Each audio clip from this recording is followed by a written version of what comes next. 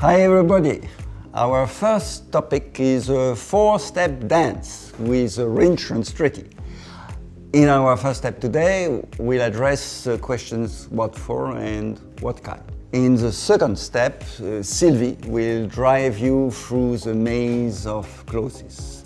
Then we'll change drivers and you'll meet Laurent in the third step, who will guide you through the intricacies of pricing. And last but not least, Clémence will reward your patience in the lively fourth step, covering the bumpy challenges of negotiations. A reinsurance treaty, why, what for? To get on stage you need two things, companies and the products. Let's start with companies. You have small, local, regional companies, mutuals with a long history dedicated to a specific line of business and or a client segment.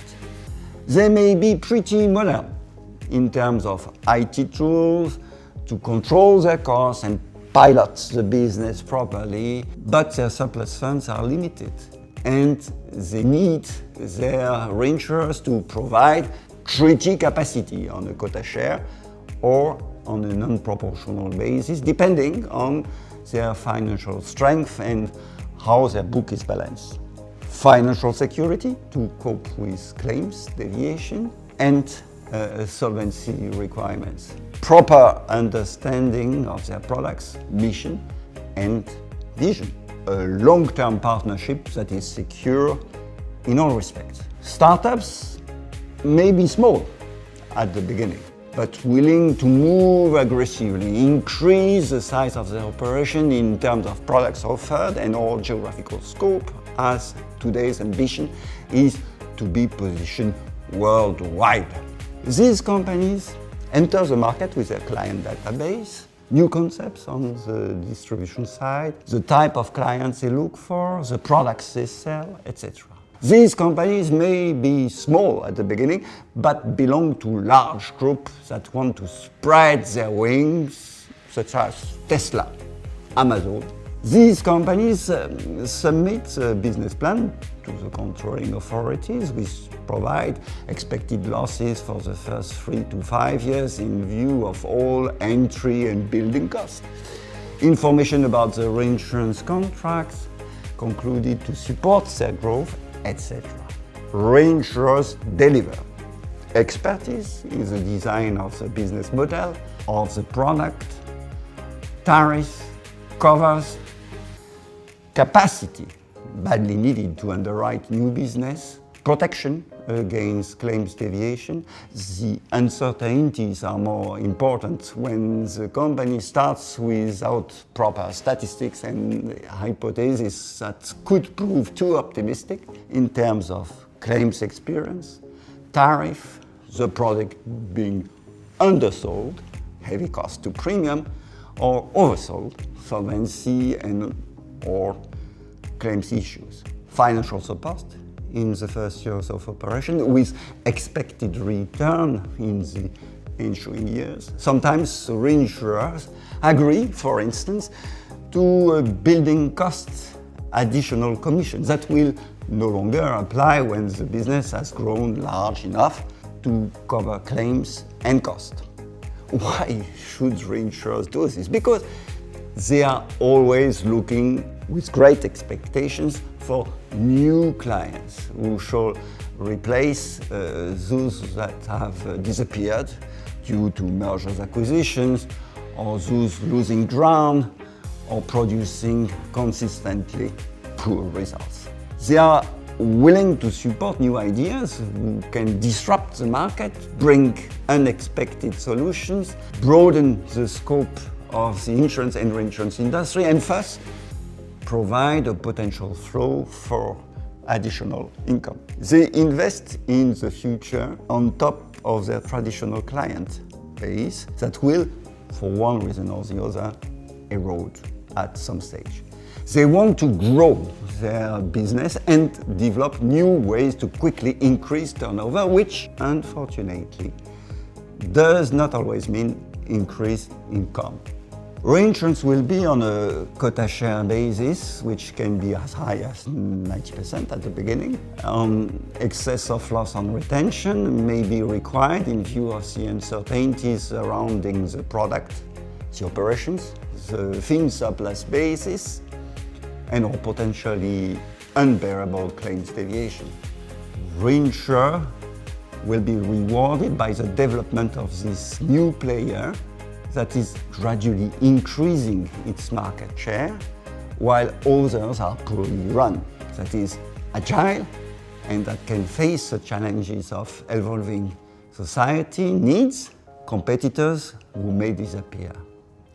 The startups with their growing financial strength and success in achieving more balanced business, more data over the years and more confidence in the book may feel less of a need for reinsurance and decide to gradually reduce their quota share cessions and consequently cancel the quota share treaty. Shift to non-proportional treaties to protect only against major claims deviation. Some other, more ambitious startups, on the other hand, after a good start, selling only one product in one country, most of the time motor insurance, may want to continue to grow quickly by broadening their product offer, for instance, by adding homeowners insurance and or entering other markets. For that reason, they need to further tap the financial market for additional funds. Work with reinsurance partners on quota share basis. For example, the company's Lemonade routes in US. How long will these investors and the reinsurers involved in the bet pre-finance this development with great expectations? That is the question. Let's now look at a well-established company, financially strong, with a broad client base and reliable data. Such a company will normally not need a quota share treaty unless it is entering a new line of business, selling a cover for a new type of risk, aquaculture in the 80s, cyber today. Then we are back to square one with all the uncertainties mentioned above. Strongly developing one line of business and willing to protect against possible claims deviation in this line of business that has too much of an impact on the global portfolio and solvency ratio.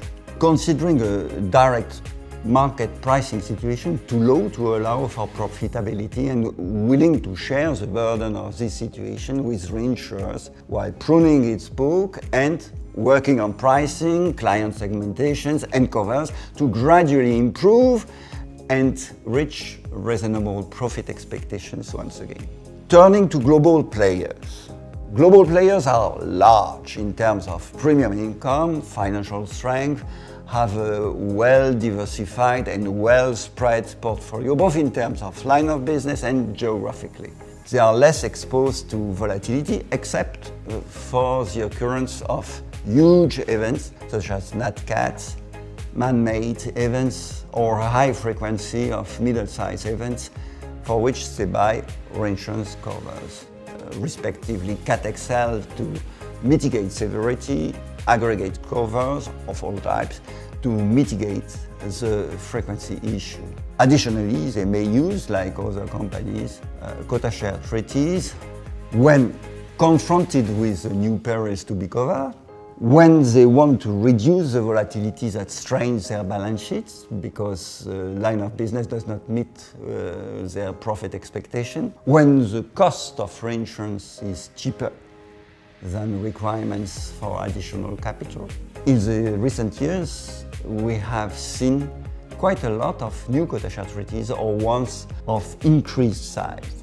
In addition to the above mentioned reason, we have noted a raise in the adverse risk attitude of the management boards of companies, including major ones. Last chapter, differentiations of reinsurance covers according to type of risk. Mass retail products. Here, the single risk sum insured is small, and there will be usually a quota share reinsurance treaty more for solvency reason than for reasons of volatility. And excess of loss on retention to protect against the accumulation of claims for any one event. For industrial and large corporate risks, here the primary need is underwriting capacity. And this is delivered by reinsurers through one or several surplus of lines treaties or a risk excel program, and even for larger risks it could be a coded risk excel. Emerging risk, or risk where the issue of accumulation is difficult to assess, they will be placed on a quota share basis, perhaps with stop loss on retention. Strange enough, when worldwide protection needs increase, the protection gap does as well. And the weight of the reinsurance industry in the gross national product decreases, despite the arrival of new players, hedge funds, pension funds, despite the development of new covers such as ILS, ILW, sidecars. I've talked a lot and there is more to be said, but I stop for now and leave it to my colleagues Sylvie, Laurent and Clémence to speak about clauses, pricing, negotiations. Bye for now.